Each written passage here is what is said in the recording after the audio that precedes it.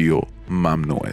رادیو ممنوعه. سلام عرض میکنم خدمت تمام مخاطبین عزیز چنل رادیو ممنوعه. امروز اومدیم تا براتون داستان یکی از اعترافات عزیزان رو بگیم. ضمناً این رو بگم که برای حفظ آبروی اشخاص اسمهایی که در داستان گفته میشه با اسمهای حقیقی متفاوته. قبل از اینکه بریم سراغ داستان یادتون نره چنل رو سابسکرایب بکنید و اگر از داستان خوشتون اومد ویدیو رو لایک بکنید و اعترافات خودتون رو میتونید به چنل تلگرام ما که آیدیشو در دیسکریپشن میذارم بفرستید. بالاخره بعد از چند سال توانسته بودم به عنوان خبرنگار از طرف مجله به یک جشنواره خارجی بروم. یکی از کشورهای اروپای غربی مقصد من بود و 1 ماه بعد راهی آنجا شدم. در چند روز اول جشنواره به اندازه کافی گزارش آماده کرده بودم و تصمیم گرفتم روزهای باقی مانده را برای خودم به تفریح و گردش طی کنم. متوجه شدم در شهر کوچکی نزدیک این شهر رودخانه زیبایی هست که اطراف آن ویلاها و محل اقامت زیادی برای تفریح مسافران وجود دارد و منطقه زیبا و سرسبز و دیدنی می باشد. به آنجا رفتم و در یک هتل کوچک مستقر شدم. محل بی‌نهایت زیبا و پر از گلها و درخت‌های گوناگون در اطراف رودخانه بود. روزها در کنار استخر هتل به آبتنی و مطالعه کردن مشغول می شدم و هوا گرم بود.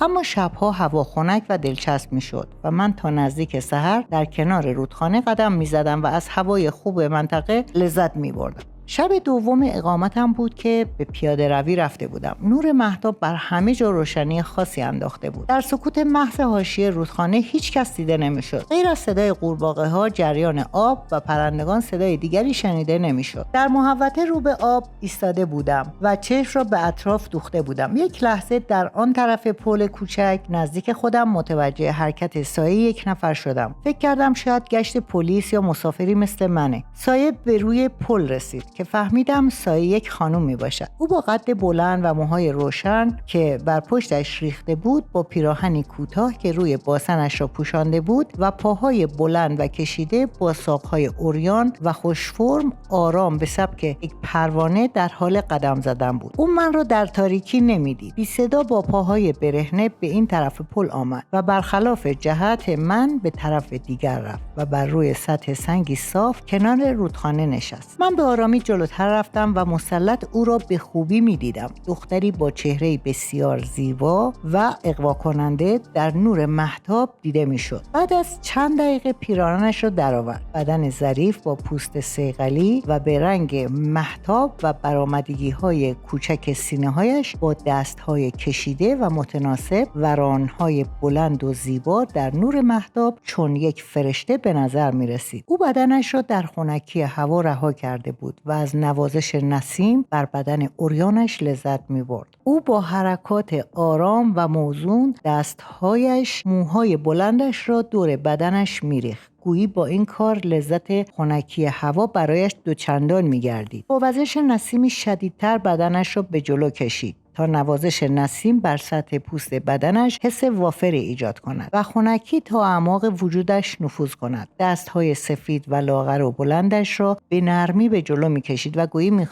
گویی می‌خواست عضلاتش باز شود و از بی حرکتی و سکون خلاص شوند. حرکات آرام و نرمش دادن دختر به شکل موزون و با ریتم خاصی به مانند یک بازیگر تئاتر بر روی صحنه زیبایی و دلفریبی بی‌مانندی در تابش نور مهتاب پیدا کرده بود. من خیره به این نمایش زیبا و بیرنگ مهتاب مبهوت و مسحور شده بودم. حس گرمای شهوت و نیاز و میل شدید به لمس کردن و بوسیدن این بدن زیبا و به آغوش کشیدن این پریوش نیمه شب در من هر لحظه شدیدتر میشد. دلم میخواست ساعتها به تماشای این دختر اغواگر مشغول باشم و حس نیاز شدید درونم را آرامش دهم. عرق بر پیشانی و بدنم نشسته بود و بی‌تاب‌تر غرق در تماشای بدن مرمرین او بودم. جلو آمدن سینه‌هایش با هر نفس عمیق و گردی کوچک و سفت آن درونم را به بلوا کشیده بود. هر لحظه تشنه‌تر و حریص‌تر غرق در تماشا بودم. ناگهان ناخواسته سرفه‌ای کوتاه کردم و دختر با شنیدن صدای آن با شتاب پیراهنش را پوشید و از سر جایش بلند شد. با دقت اطرافش را نگاه کرد. من بی حرکت مثل مجسمه سر جای خودم موندم.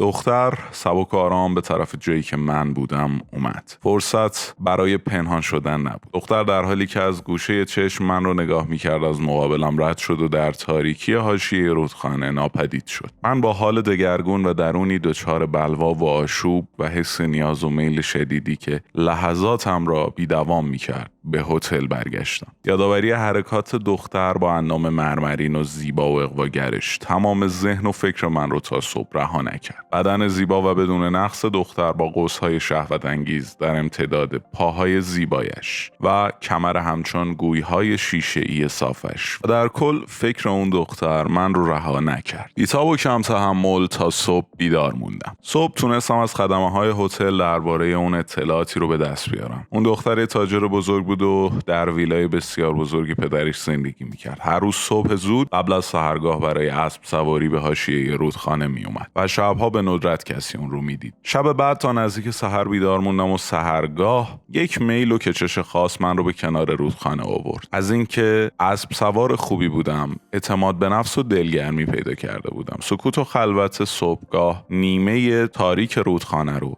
دیدنی کرده بود که ناگهان متوجه اسبی بدون سواره شدم که با سرعت به طرف من می اومد. من کمی ترسیدم و با تردید به طرف اسب رفتم. دستهایم رو باز کردم و جلوی اون ایستادم تا اون رو متوقف کنم. اسب در مقابل من ایستاد. من با آرامی افسارش رو گرفتم و یالهاش رو نوازش کردم تا آرام شود. اسب زیبا و فوق‌العاده‌ای از نژاد عالی به نظر می رسید. در کمال تعجب متوجه شدم که زین نداره و فقط افسار چرمی داره. کنار اسب ایستاده بودم که دختر شب قبل با شتاب از حاشیه رودخانه سوار بر یک اسب دیگر طرف من می اومد. دختر در کنار من از اسب پیاده شد و یک شلوارک چسبان و پیراهن نازک تا پایین کمرش پوشیده بود. من کمی هول شده بودم و با انگلیسی کمی که بلد بودم به اون سلام کردم. گفتم مثل اینکه این اسب از چیزی ترسیده و رم کرده. دختر با صدای بسیار دلربا و نافذ و با لبخندی شهوت‌زا حرف من رو تایید کرد و جواب سلامم داد و بابت متوقف کردن اسب از من تشکر کرد و از من پرسید که با اسب‌ها و سواری آشنا هستم یا نه. در جواب به او گفتم که سوارکاری را سال‌هاست که بلدم و اسب‌ها رو میشناسم. دختر بعد از کمی حرف زدن به من گفت اگر مایل به سواری هستید با من همراه بشید. من با کمال میل و از خدا خواسته جواب مثبت دادم. دختر بدون سوال دهانه اسب خودش رو به من داد و با یک جست سبک سوار اسب شد. در یک نگاه متوجه شدم که اون کاملا عریان و بدون لباس زیره. اون شروع به تاختن در حاشیه رود کرد. من که مسحور زیبایی اون شده بودم، ناخواسته حسی که دیشب داشتم در من بیدار شد. تا اینکه خسته شدیم و در گوشه‌ای آتشی بنا کردیم و به استراحت نشستیم که در اونجا با خودم گفتم که باید حسم رو به این دختر بگم و به اون حسم رو گفتم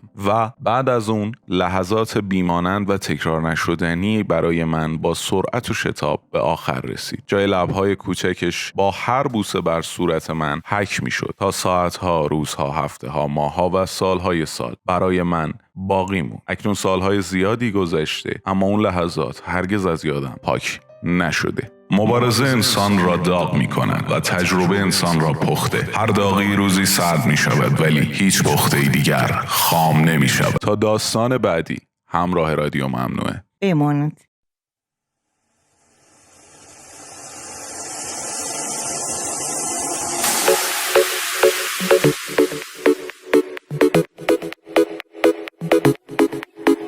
They say, oh my God, I see the way you shine. Take your hand, my dear, and place them both in mine. You know you stopped me dead by